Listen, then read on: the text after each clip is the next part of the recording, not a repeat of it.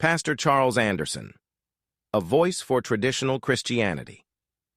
Pastor Charles Anderson is a prominent figure in contemporary Christian circles, known for his strong adherence to traditional biblical teachings and his charismatic style of preaching. Leading his congregation with a message centered on scriptural authority and moral clarity, Anderson has become both a spiritual guide and a polarizing figure in modern religious discourse.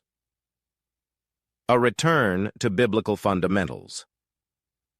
At the heart of Pastor Anderson's teachings is a call to return to the fundamentals of Christian faith. He often emphasizes the importance of Scripture as the ultimate authority, critiquing modern interpretations that, in his view, dilute or distort the gospel's original message.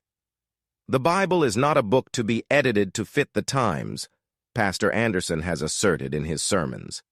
It is a divine guide given to us to shape our lives, our morals, and our communities. We must read it, understand it, and live by it without compromise. This focus on biblical inerrancy and literal interpretation places Anderson within a long line of evangelical leaders who see themselves as defenders of Orthodox Christianity.